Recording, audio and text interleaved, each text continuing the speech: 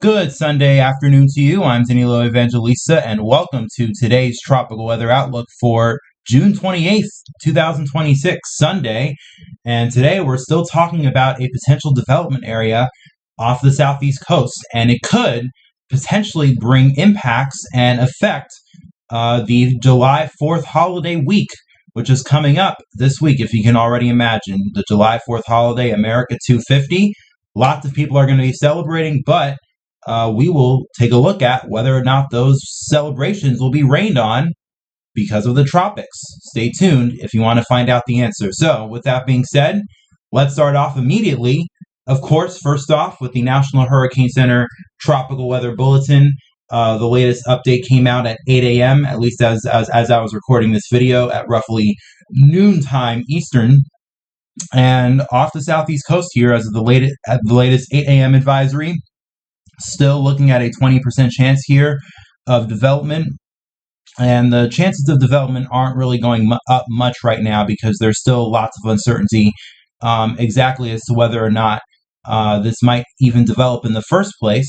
So there's still a chance that nothing could happen here. And honestly, a good chance that still nothing could happen given that the probability of development right now is still only at 20%. But this is hurricane season nonetheless, and we are talking about the tropics potentially bringing impacts to land. So we are keeping a very close eye on whatever does happen here this upcoming week. And I'll show you what the models show today in just a little bit and some of the conditions it will be dealing with, which will contribute to whether or not we will actually see development of this area.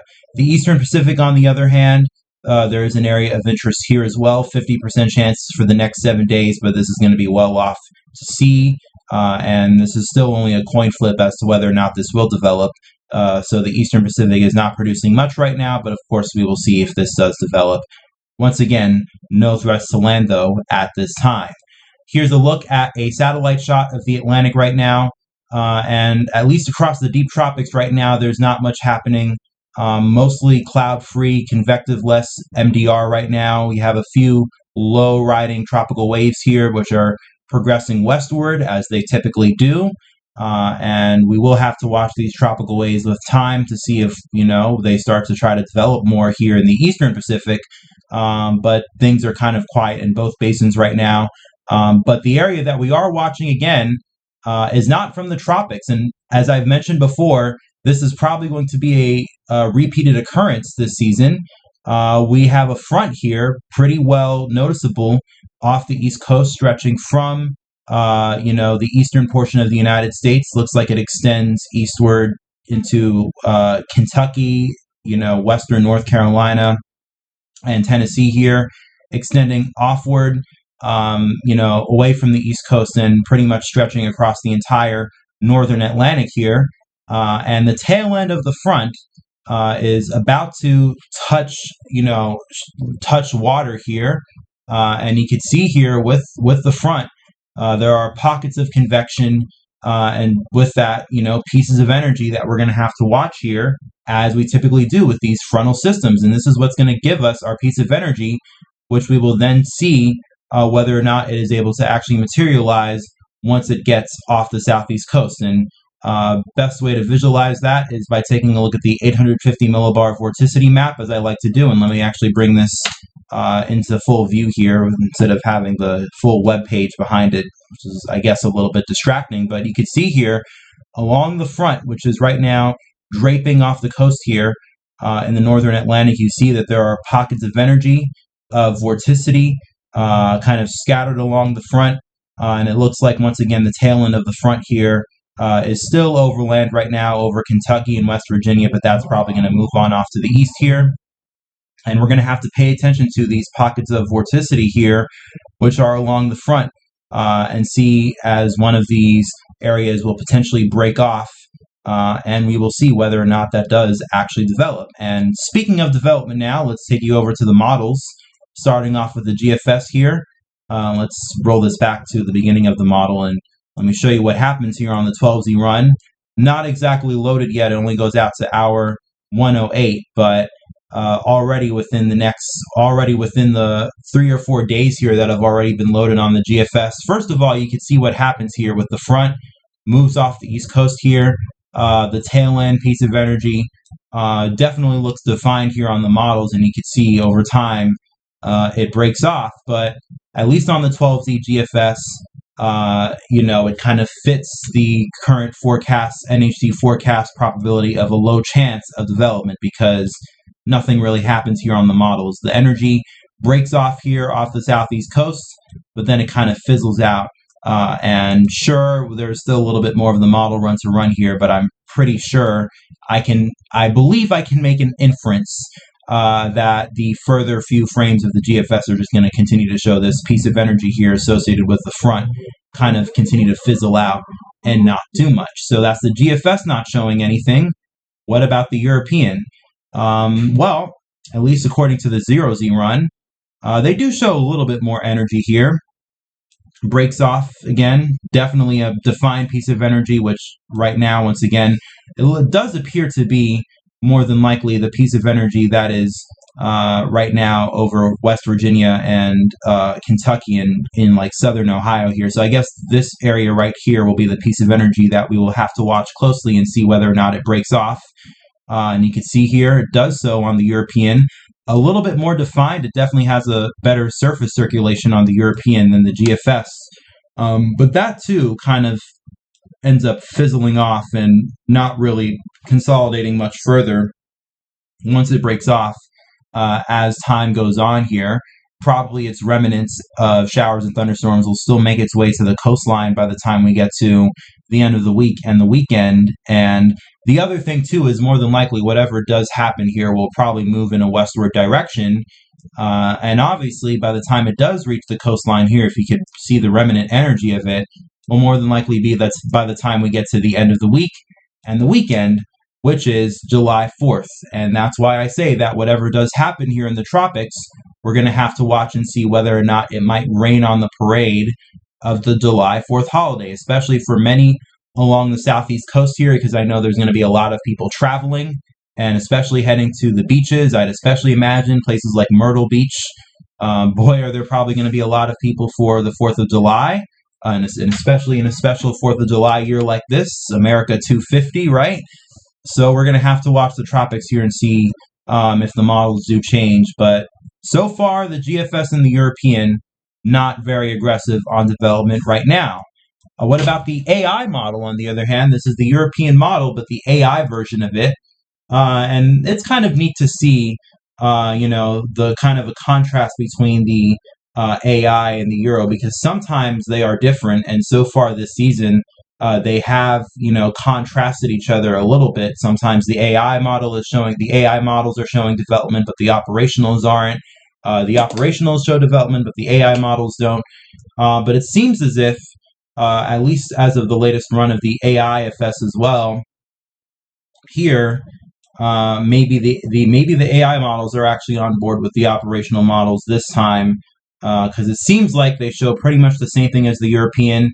You see here, a piece of energy comes off the East Coast, breaks off from the front, and a decent low-level circulation develops, but it kind of fizzles out here and fades into oblivion without becoming much of anything potent, at least in terms of trackable tropical features.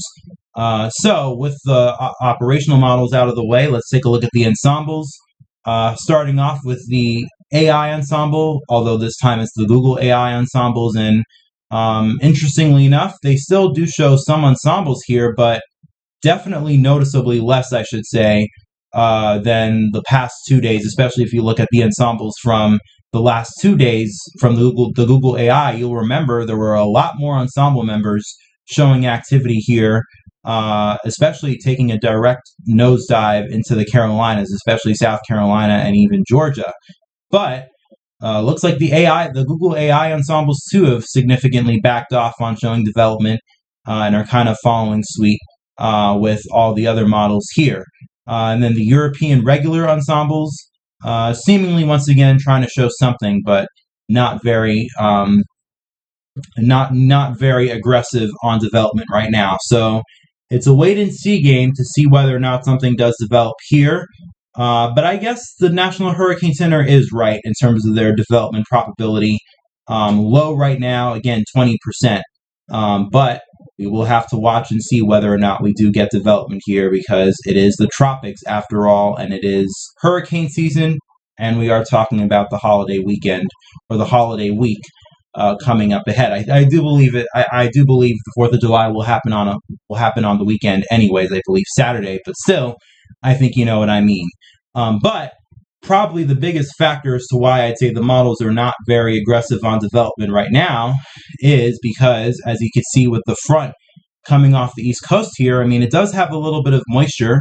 And as I showed you with the vorticity map here before, there are pockets of energy here along the front, and especially a more noticeable piece of energy right now, which is probably the main area that we will need to watch that'll break off once it moves offshore here, which is over Kentucky and Virginia right now. But notice behind it, there is a stream of dry air. And by the way, this map here is the water vapor map. So this kind of shows you where the moisture is in the atmosphere and where the dry air is. And obviously you could probably infer what shadings denote the dry air. And you can see there's definitely a lot of dry air here kind of following right behind the front. And there's also a little bit of dry air as well over the northern Bahamas and in general kind of off the southeast coast here. So maybe what most of the models are depicting is that the piece of energy here moves off the coast, but then the dry air follows behind it and kind of inhibits it from being able to really develop much. And if that's the case, then we probably won't be really looking at anything significant in terms of development here. I'd still say that showers and thunderstorms are kind of likely, we will still more than likely see them along the coast here for Friday and Saturday this upcoming week. But we will see whether or not tropical development will still come out of this. But one thing that is still in its favor, and why I say that it's hurricane season and we're still going to have to watch closely here, and it's also early July as well. And as I've gone over before, climatology generally favors the southeast coast.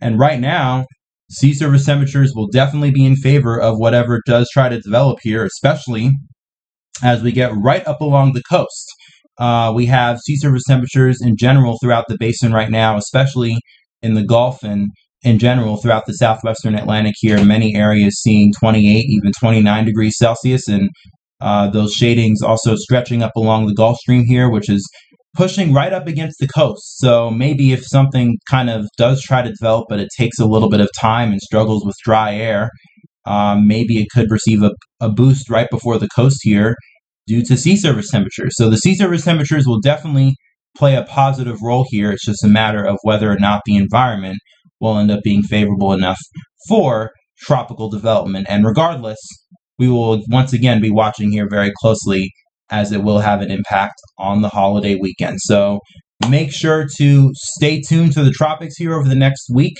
There's still a lot of uncertainty when it comes to what exactly is going to happen here, but I think that's pretty typical with the tropics all of the time. It's best to keep your eyes on the tropics regardless, and I'll help you out. So if you are interested in that, please subscribe to the channel. As I always say every single video, I would really appreciate if you subscribe, especially if you haven't already done so. If you did, great. You're more than likely caught up on the tropics, or at least I hope. But if you want continuous updates on the tropics throughout the week, especially in terms of monitoring what's going to happen here off the southeast coast, please feel free and go ahead and subscribe to the channel. It costs nothing, not a single penny or cent you will need, and you will get daily tropical weather updates. And if things start to get spicy here, maybe it will be more than just a daily basis. But for now, we will just continue to, stick to updating you on a daily basis, and a little bit more than that, especially if you follow me on Twitter at Danilo Evangelista, the same name as I have here on YouTube. All right, but with that being said, though, I'm going to wrap it up for today, since there's nothing much else going on right now to talk about. Obviously, we'll be watching this area, though, very closely. But I hope all of you enjoy the rest of your weekend. Go out and make it a great day out there, especially if you are dealing with good weather today. And I know many, it's not only going to be good, but probably sweltering hot, so maybe that's bad this upcoming week, especially if you are along the East Coast. So if you can, make sure to hit the beaches and try to stay cool and try to do the best you can to enjoy the weather upcoming. But of course, especially if you are along the southeast coast, make sure to watch the tropics here over the next few days. And I will see you once again tomorrow.